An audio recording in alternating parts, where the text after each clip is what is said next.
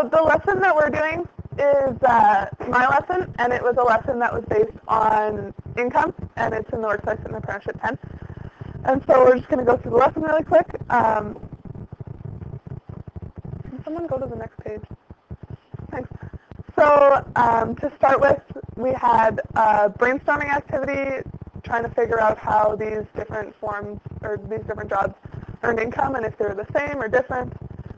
And then we went into a project that separated the students into groups, and they researched a way of earning income and then came back to present it to the class. And then at the end of the lesson, just have a real quick discussion about how that affects financial planning and financial ethics, which leads into tomorrow's lesson, which is on financial management and personal financial planning strategies. Next. So the first thing that we wanted to change was the prerequisite knowledge. We had, to begin with, different career choices, how different jobs are paid, ideas for what students would like to do for a career when they were older.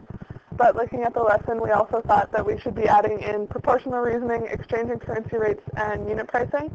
And we added these in because if students decided they wanted to work in a foreign country, or they were working for a company that was overseas and working in Canada, they were going to be paid in a different currency, and they needed to know how that would affect their financial planning.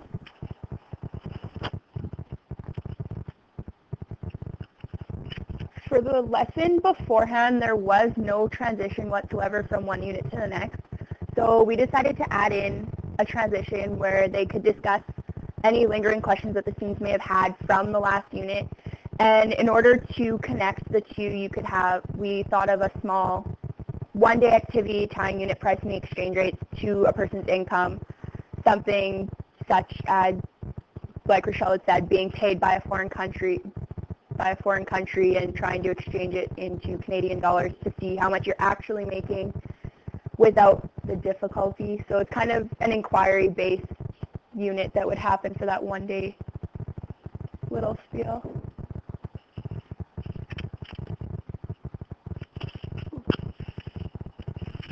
For the development before, she started with just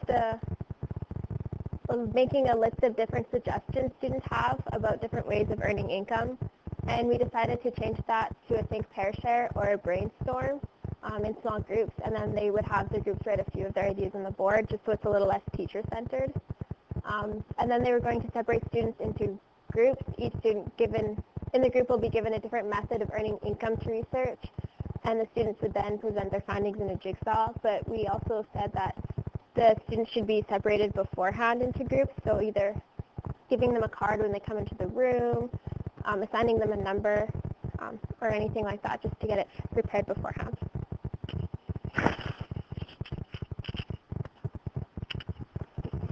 And evidence of learning, it was mostly group. We found so. One way is we want to know what each person is thinking.